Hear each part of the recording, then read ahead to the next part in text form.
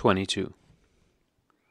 Finding Dolly already returned, Anna looked attentively into her eyes, as if asking about the talk she had had with Vronsky, but she did not ask in words.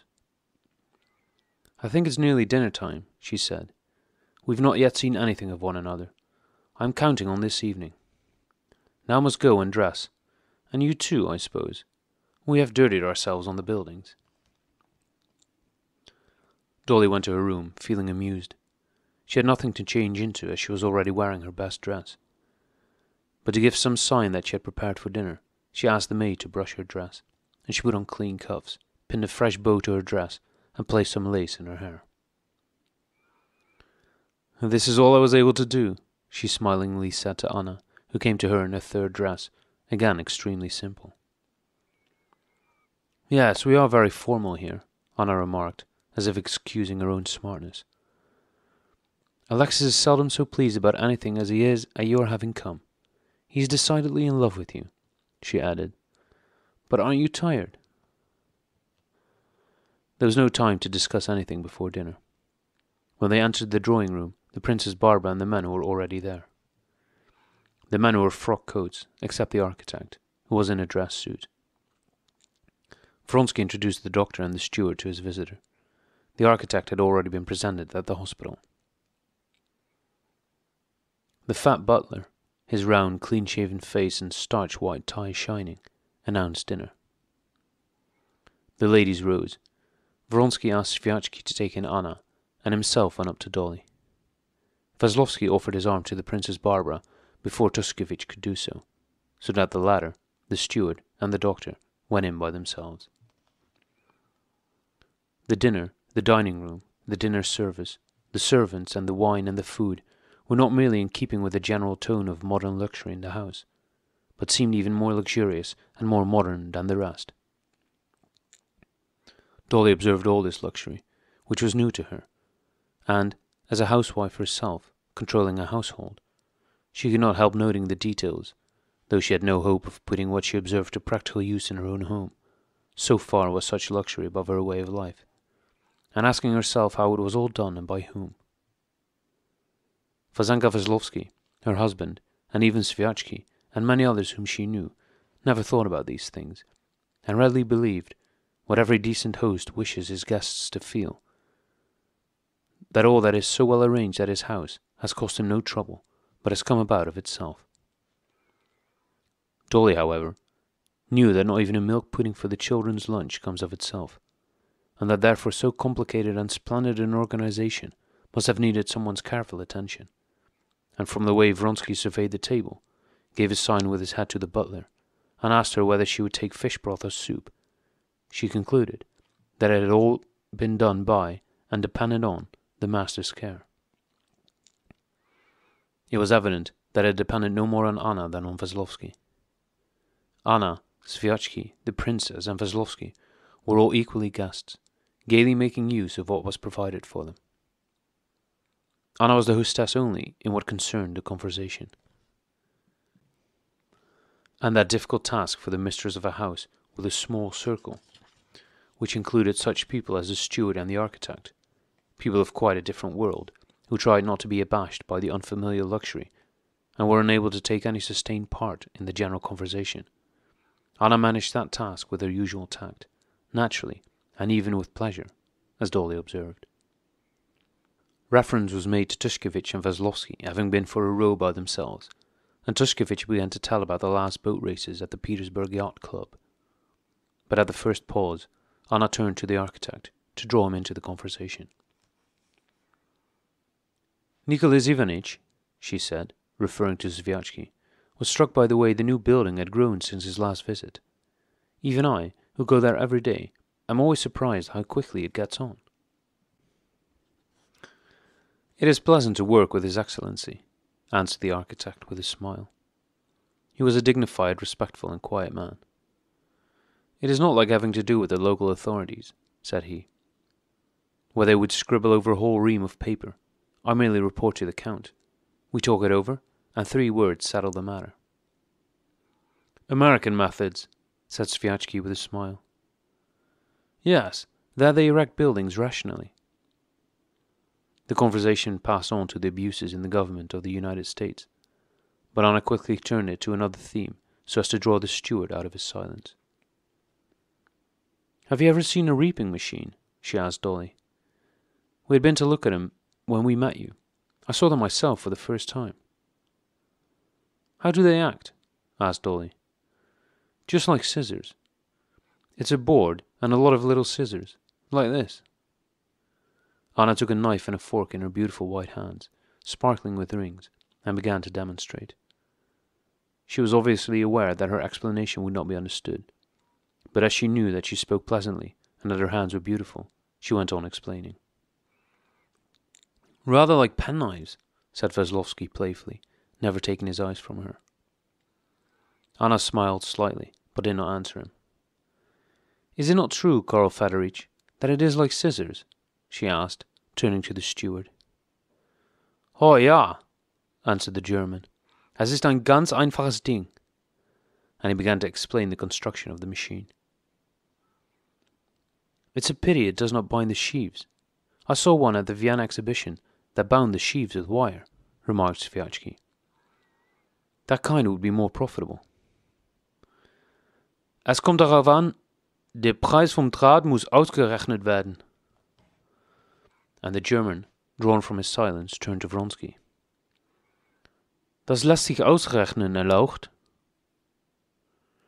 The German was already putting his hand to the pocket where he kept a notebook with a pencil, in which he made all his calculations. But remembering that he was at dinner, and noticing Vronsky's cold look, he desisted. "Zu kompliziert macht zu viel Klopot," he concluded. "Too complicated, too much trouble." "Wünscht man Dokots, so hat man auch Klopots," said Vasenka Veslovsky, making fun of the German. "If one wants income, one must also have trouble." "J'adore l'Allemande," said he, turning to Anna with the same smile as before. "Leave off," said she with mock severity. "And we thought we should find you on the field, Vasily Semenich. Were you there?" she said to the doctor, a sickly-looking man. "I had been there, but had evaporated," said the doctor, with dismal jocularity. "Then you've had some good exercise." "Magnificent. And how's the old woman? I hope it's not typhus." "No, it's not exactly typhus, but she's not in a good state." "What a pity," said Anna, and having thus paid the tribute of politeness to the retainers, she turned to her friends. "All the same, it will be difficult to construct a reaper from your description, Anna Arkadyevna," Sviatchky chaffed her. "Oh, why not?" said Anna, with a smile which said that she knew there had been something engaging in her way of describing the reaper, and that Sviatchky had noticed it. This new trait of youthful coquetry jarred on Dolly. "But then, Anna Arkadyevna's knowledge of architecture is wonderful," remarked Tuskevich. "Ah, yes. Yesterday I heard Anna Arkadyevna mention damp horses and plinths," said Veslovsky. "Am I saying it right?"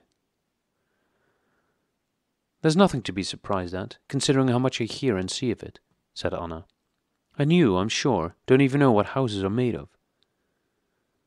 Dolly noticed that Anna did not like the playful tone that had arisen between herself and Veslovsky, yet could not help falling in with it.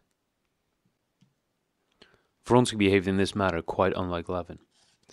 He evidently did not attach any importance to Veslovsky's chatter, and even encouraged it. "Come, Veslovsky, tell us what keeps the bricks together." "Cement, of course." "Bravo! And what is cement?" "Well, it's something like paste. No, putty," replied Veslovsky, rousing general laughter. The conversation among the diners, except the doctor, the architect, and the steward, who sat in gloomy silence, was incessant, now gliding smoothly, now catching on something and touching one or other of them to the quick. Once Dolly was stung to the quick, and so aroused that she even flushed up, and afterwards wondered whether she had said anything superfluous and disagreeable. Sviatchky began talking about Levin, and mentioned his peculiar view that machines only did harm in Russian agriculture. "I have not the pleasure of knowing the gentleman," said Vronsky with a smile, but probably he has never seen the machines which he condemns, or if he has seen and tried them, has done it just anyhow, and not with a foreign made, but with the Russian machine. And what opinions are possible on so plain a matter?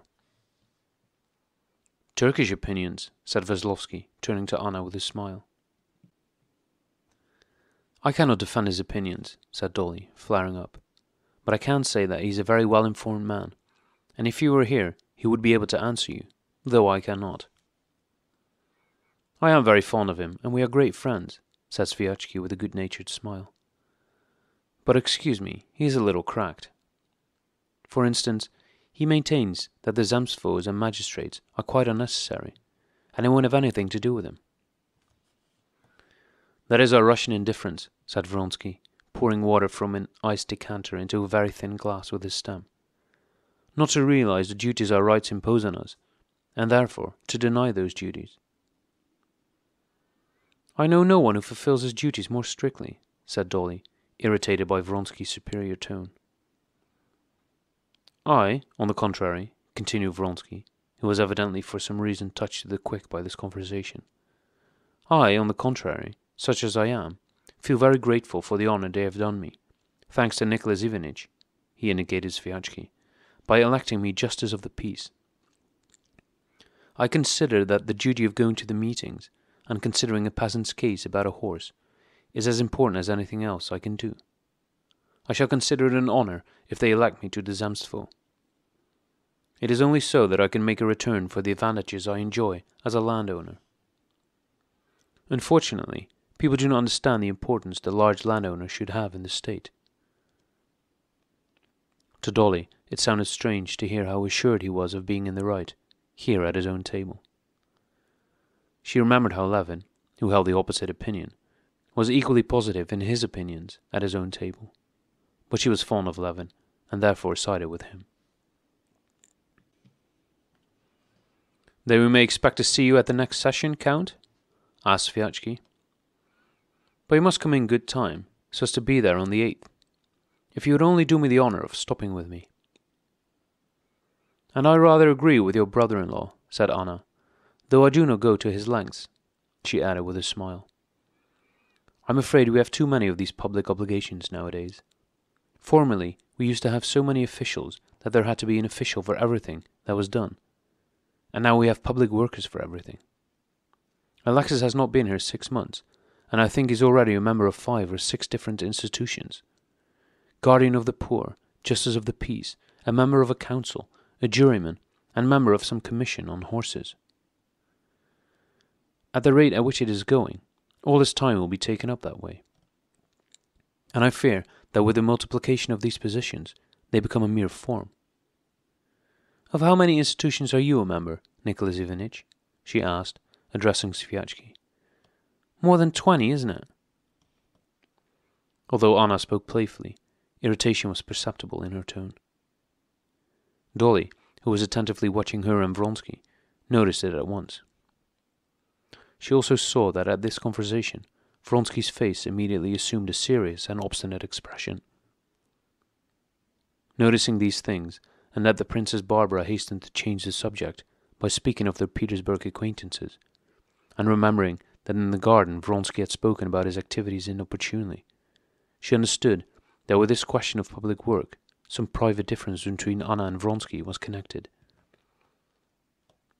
The dinner, the wine, the service were all very good, but they were all such as Dolly, though she had become unused to them, had seen before at dinner parties and balls, and like those functions, they bore a character of impersonality and strain. Therefore, on an everyday occasion and in a small gathering, they produced an unpleasant impression on her. After dinner, they sat a while on the veranda. Then they played lawn tennis. The players, having chosen their partners, took their places on the carefully levelled and rolled croquet lawn, on the 2 sides of a net stretched between 2 small gilded pillars.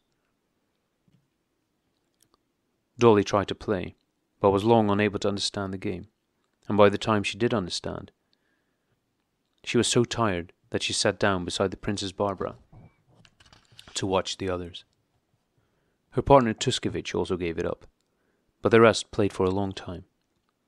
Sviatchy and Vronsky both played very well and seriously.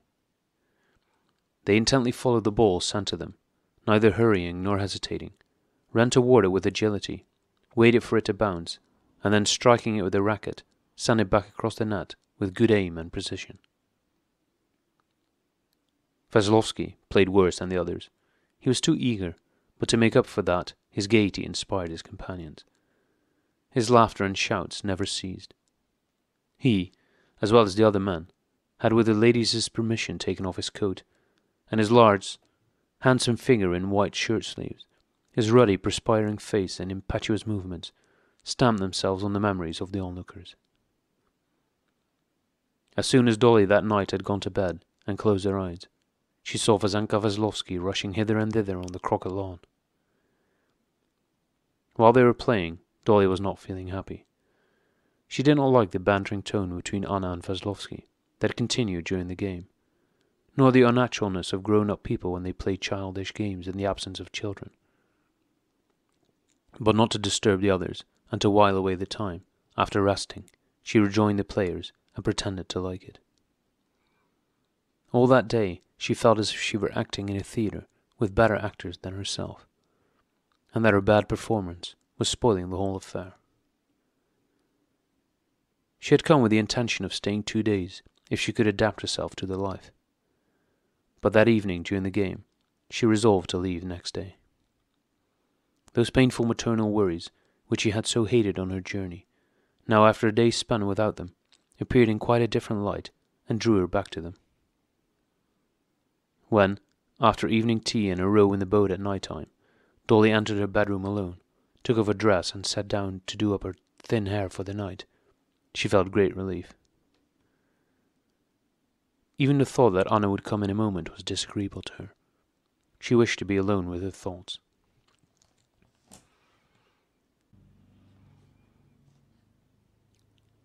"23.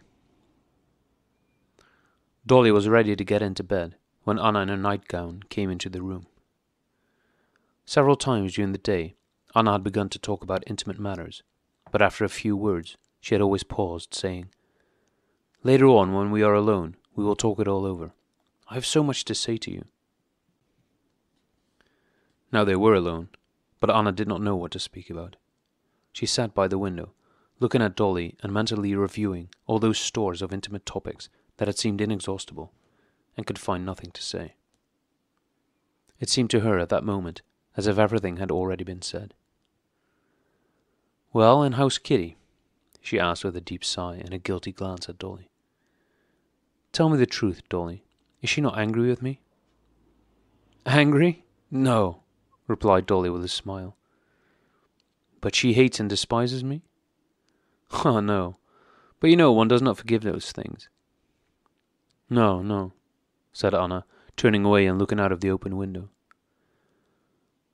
"But it was not my fault. And whose fault was it? What does being in fault mean? Could things have been different? Now, what do you think? Could it have happened to you not to be Stiva's wife?" "I really don't know. But I want you to tell me this." Yes, but we have not finished about Kitty. Is she happy? They say he's a fine fellow." "It is not enough to say he's a fine fellow. I do not know a better man." "Oh, I'm so glad. I'm very glad. It is not enough to say he's a fine fellow," she repeated. Dolly smiled. "But tell me about yourself. I have much to talk to you about, and I've been talking with—" Dolly did not know what to call him. She did not like to call him either the Count or Alexis Kirillich. "With Alexis?" said Anna. "I know you have. But I want to ask you frankly, what do you think of me and of my life?" "How can I tell you all at once? I really don't know." "Oh, but all the same, tell me. You see what my life is. But don't forget that you season summer, when you have come and you are not alone. But we came here in early spring and lived quite alone, and we shall live alone again. I don't wish for anything better. But imagine me living alone, without him. Alone, and that will happen. Everything shows that it will often happen. Then he will spend half his time from home," she said, rising and taking a seat nearer to Dolly. "Of course," she went on, interrupting Dolly, who was about to reply. "Of course I won't keep him against his will. I don't keep him. One day there are races, and his horses are running. He goes. I'm very glad. But think of me. Imagine my position." "But why talk of it?" She smiled. "Well then, what did he talk about to you?" "He talked about what I myself wanted to ask you, so it is easy for me to be his advocate. About whether it isn't possible, whether it can't—" Dolly hesitated. "How to remedy, to improve your position. You know my opinions. But all the same, if it is possible, you should get married." "That is, get a divorce?" said Anna. "Do you know, the only woman who called on me in Petersburg was Betsy Tverskaya. You know her, of course. At bottom, she is the most depraved woman in existence. She had a liaison with Tuskevich, deceiving her husband in the worst way, and she told me that she didn't wish to know me as long as my position was irregular. Don't think I'm making any comparison. I know you, my darling, but I could not help remembering." "Well then, what did he say to you?" she repeated. "He said that he suffers on your account and on his own. Perhaps you will say it is egotism, but what legitimate and noble egotism.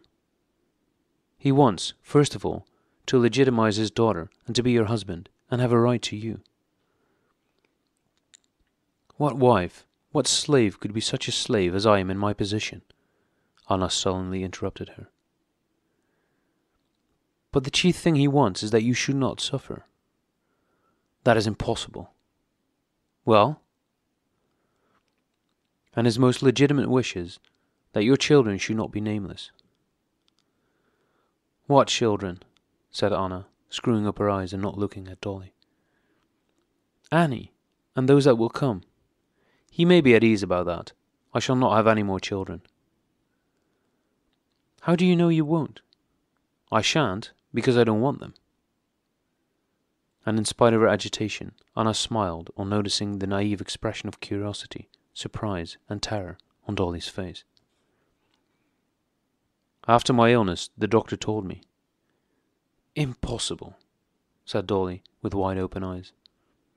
To her, this was one of those discoveries which leads to consequences and deductions so enormous that at the first moment one only feels that it is impossible to take it all in, but that one will have to think over it again and again. This discovery, which suddenly explained to her those hitherto incomprehensible families where there were only one or two children, awoke in her so many thoughts, reflections, and contradictory feelings that she could say nothing, and only stared at Anna with wide open eyes full of astonishment. It was the very thing she had dreamed of, but now on learning that it was possible, she was horrified. She felt that it was too simple a solution of too complex a question. "Isn't it immoral?" was all she said after a pause. "Why? Remember, I have to choose between two things. Either to become pregnant, that is ill, or to be the friend and comrade of my husband. For he is my husband all the same," said Anna, in a tone of intentional levity. "Well, yes, of course," said Dolly, listening to the very arguments which she had put to herself, but not finding them so convincing as before. "For you and for others," said Anna, as if guessing her thoughts, "there may still be some doubt, but for me... Remember, I am not a wife. He loves me as long as his love lasts. Well, how am I to keep his love? In this way?" She curved her wide arms in front of her stomach. With unusual rapidity, as happens at times of great agitation, thoughts and recollections crowded into Dolly's mind. "I could not attract Stiva," she thought. "He left me for others, and the first one for whom he betrayed me did not hold him, though she was always pretty and bright. He threw her over and took another. Is it possible that Anna will attract and keep Count Vronsky in this way?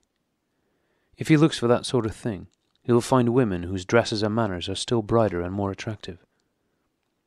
And however white and shapely her bare arms may be, however beautiful her full figure and her flushed face surrounded by that black hair, he will find others still more beautiful, as my horrid, pitiable, and dear husband looks for and finds them. Dolly made no answer and only sighed. Anna noticed the sigh, which expressed dissent, and continued. She had other arguments in store, and such powerful ones that they could not be answered. You say it is not right, but you must consider, she went on. You forget my position. How can I desire children? I am not talking of the suffering. I am not afraid of that. But think who my children would be.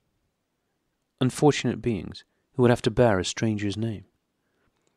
By the very fact of their birth, they would have to be ashamed of their mother, their father, their birth. But that's just why a divorce is necessary. Anna did not listen. She wanted to reproduce the argument with which she had so often convinced herself. What was my reason given me for, if I am not to use it to avoid bringing unfortunate beings into the world? She glanced at Dolly, but not pausing for a reply, continued. I should always feel guilty toward those unhappy children, said she. If they don't exist, at any rate, they are not unhappy. But if they are unhappy, I alone shall be to blame. These were the very arguments Dolly had put to herself, but now she listened without understanding them. How can one be guilty toward beings who don't exist? Thought she. And suddenly the question came into her mind, whether it could be better in any case for her favourite Grisha if he had never existed. This appeared to her so monstrous and strange that she shook her head, to dispel the confusion of insane thoughts that whirled in her brain. Well, I don't know, but it is not right, she said with a look of disgust. Yes, but don't forget what you are and what I am. And besides, added Anna, in spite of the abundance of her arguments and the poverty of Dolly's, apparently agreeing that it was not right. Don't forget the chief thing, that I am not in the same position as you. The question for you is whether you desire not to have any more children. For me it is whether I desire to have them. And that is a great difference. Don't you see that, situated as I am, I cannot desire them? Dolly did not reply. She suddenly felt that she was so far away from Anna that there were questions on which they could never meet, and about which it was best not to talk. 24. Then there is all the more need to regularize your position if possible, said Dolly.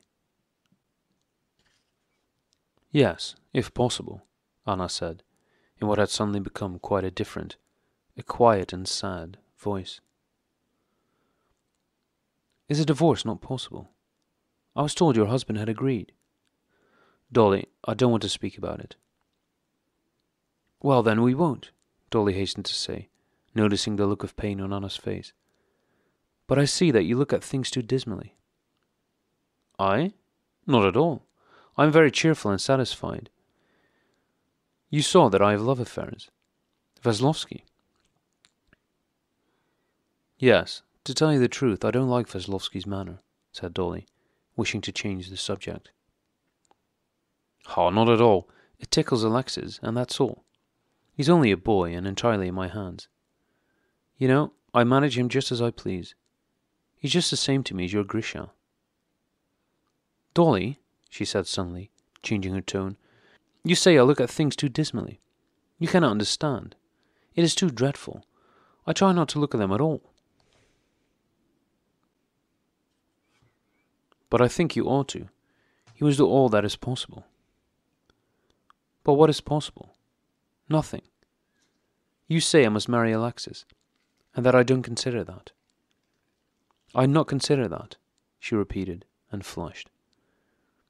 She rose, drew herself up, sighed deeply, and with her light steps began pacing up and down the room, pausing occasionally. I not consider it. Not a day, not an hour passes without my thinking about it, and blaming myself for what I think. Because those thoughts are enough to drive one mad. To drive one mad, she repeated. When I think of it, I cannot fall asleep without morphia. Well, all right. Let us discuss it quietly. They speak of divorce. For one thing, he will not agree now. He is now under the Countess Lydia Ivanovna's influence. Dolly, sitting upright in her chair, with a pained expression of sympathy, turned her head to follow Anna's movement. One must try, she said gently. Let's grant that. But what would it mean? Said Anna, evidently expressing a thought she had considered 1,000 times and knew by heart. It means that I, who hate him but yet acknowledge myself to blame toward him, and I do not think him magnanimous, I must humiliate myself by writing to him. Well, supposing I make that effort and do it, I shall receive either an insulting answer or his consent. Supposing I get his consent.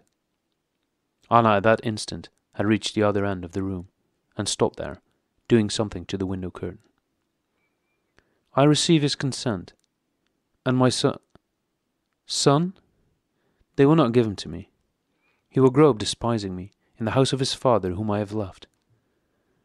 Understand that I love equally, I think, and both more than myself, 2 beings, Seregia and Alexis. She came back to the middle of the room, and, pressing her chest with her arms, paused before Dolly. In her white dressing gown, her figure appeared peculiarly tall and broad. She bent her head and, trembling all over with emotion, looked from under her brows with moist, glittering eyes at the thin, piteous-looking little Dolly in her patched dressing jacket and nightcap. I love those 2 beings only, and the one excludes the other. I cannot unite them, yet that is the one thing I desire.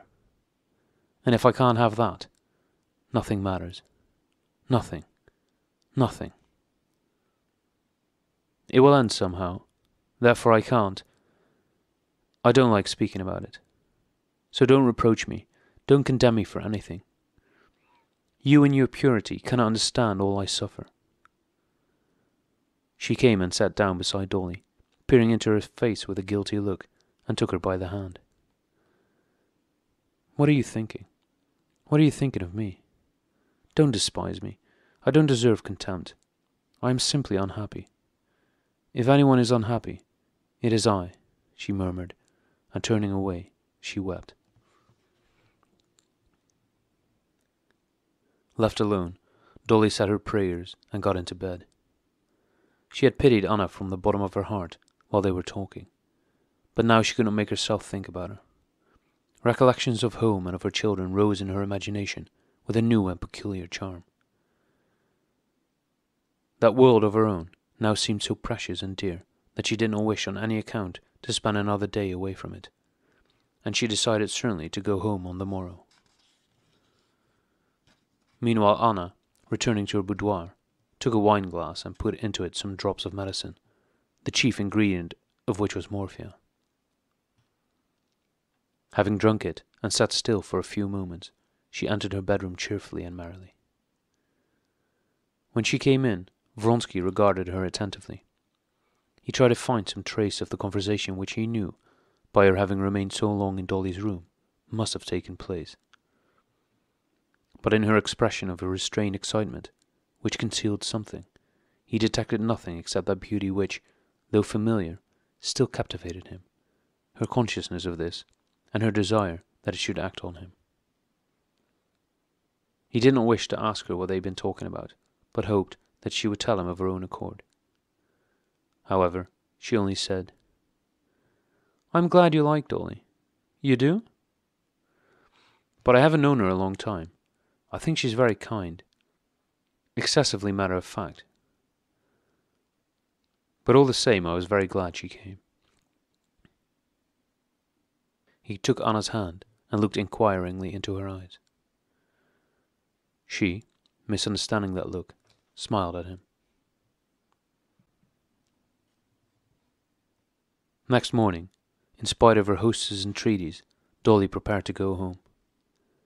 Levin's coachman, in his by no means new coat, and a hat something like a postboy's, with his horses that did not match and the old calash with mended mudguards, drove up gloomily but resolutely to the covered, sand-strewn portico. Taking leave of the Princess Barbara and of the men was unpleasant to Dolly.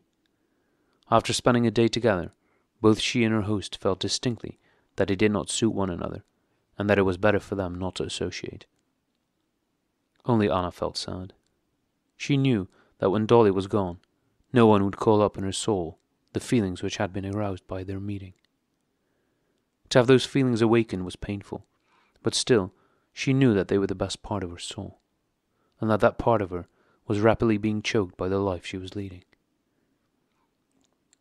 When they had driven into the fields, Dolly experienced a pleasant feeling of relief, and she was about to ask the men how they had liked the Vronskys' place, when suddenly Philip, the coachman himself, remarked, "They are rich, that they are, but yet they gave us only 2 bushels of oats. The horses had eaten every grain before cockcrow. What's 2 bushels? Only a bite. Nowadays, oats are 45 kopecks at the inns.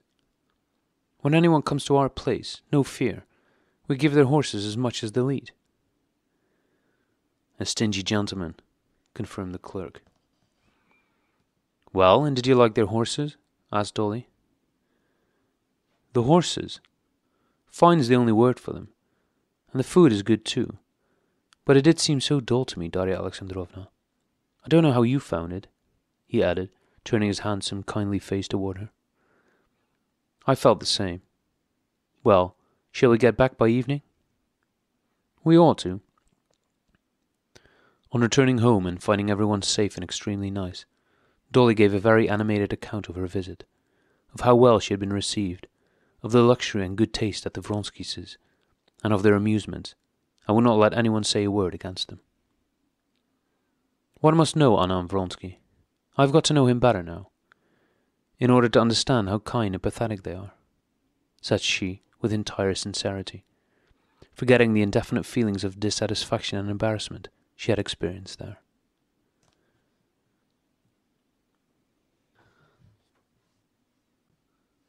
25. Vronsky and Anna went on living in the country in the same way, still taking no steps to obtain a divorce, all the summer and part of the autumn. They had agreed not to go away anywhere, but the longer they lived alone, the more they both felt, especially in autumn when there were no visitors, that they would not be able to hold out and that a change was inevitable. Their life seemed one that could not be improved upon. They had ample means, good health, a child, and both had occupations of their own. In the absence of visitors, Anna still continued to devote attention to her person, and read a great deal, both novels and such serious books as were in fashion. She ordered all the books that were praised in the foreign newspapers and magazines they received, and read them with the attention one gives only to what one reads in solitude. She studied also from books and from technical papers all the subjects with which Vronsky was occupied, so that he often came straight to her with questions about agriculture, architecture, and sometimes even horse breeding or sport. He was astounded at her knowledge and memory, and at first used to doubt her information and want to confirmed. She would then find what he wanted in books and show it to him. The arrangement of the hospital also interested her. There she not only helped, but arranged and planned many things herself. Nevertheless, her chief preoccupation was still herself. Herself in so far as Vronsky held her dear, and so far as she could compensate him for all he had given up. Vronsky appreciated this, which had become the sole aim of her life, a desire not only to please him, but also to serve him. But at the same time, he was troubled by these love meshes in which he tried to entangle him. As time went on, the oftener he felt himself caught in these meshes, the more he desired, not exactly to escape from them, but to try whether they really interfered with his freedom. Had it not been for this ever-increasing desire for freedom, not to have a scene each time he had to go to town to a meeting or to the races, Vronsky would have been quite content with his life. The role he had chosen, that of a rich landowner, one of those who should constitute the kernel of the Russian aristocracy, was not only quite to his taste, but, now that he had lived so for half a year, gave him ever-increasing pleasure. His affairs, which occupied and absorbed him more and more, progressed excellently. In spite of the tremendous sums the hospital, the machinery, the cows, which he imported from Switzerland, and many other things were costing him, he was sure that he was not wasting his substance, but increasing it. Where it was a question of income, the sale of forest land, of corn or wool, or the leasing of land, Vronsky was as hard as flint, and could hold out for his price. In all operations on a large scale, both on this and on his other estates, he kept to the simplest and safest methods, and was extremely economical and careful in his expenditure on small details. Despite all the cunning and artfulness of the German steward, who tried to lead him into expenditure and presented all estimates in such a way that it at first appeared as if much would be required, though on consideration the thing could be done more cheaply and an immediate profit obtained, Vronsky did not submit to him. He listened to what the steward had to say and questioned him, but only consented when the things to be ordered or built were the latest, as yet unknown in Russia, and likely to astonish people. Besides, he decided on a big outlay only when he had money to spare, and when spending, he went into every detail and insisted on getting the very best for his money. So that from the way he managed his business, it was clear that he was not wasting but increasing his property. In October there were the nobility elections in the Kashim province, in which Vronskys, Sviatchkys, Koznichevs, and also a small part of Levin's estates were situated. Various circumstances, as well as the men who took part in them, caused these elections to attract public attention. They were much discussed, and preparations were made for them. People living in Moscow and Petersburg, as well as others from abroad, who had never come to any elections, assembled at these. Vronsky had long ago promised Sviatchky to be present. Before the elections, Sviatchky, often visited at Vozdizhensk, called for Vronsky. The day before, Vronsky and Anna had almost quarrelled about his proposed journey. It was autumn, the dullest and most depressing time of year in the country, and so Vronsky, bracing himself for a struggle, announced his departure in a sterner and colder way than he had ever before used to Anna. But, to his surprise, Anna took the news very quietly and only asked when he would return. He looked at her attentively, not understanding this calm manner. She answered his look with a smile. He knew her capacity for withdrawing into herself, and knew that she only did it when she had come to some resolution in her own mind without telling him of her plans. He feared this, but he so wished to avoid a scene that he pretended to believe, and to some extent sincerely believed, in what he wished to believe, namely, in her reasonableness. "I hope you won't be dull." "I hope not," replied Anna. "I received a box of books from Gautier's yesterday. No, I shan't be dull." She means to adopt this tone. Well, so much the better, thought he, or else it would be the usual thing again. And so, without challenging her to a frank explanation, he left for the elections. It was the first time since their union that he had parted from her without a full explanation. On the one hand, this fact disturbed him, but on the other hand, it seemed the best way. At first there will be, as now, something uncertain, something concealed, but afterwards she will get used to it. In any case, I can give her everything else, but not my independence as a man, he reflected.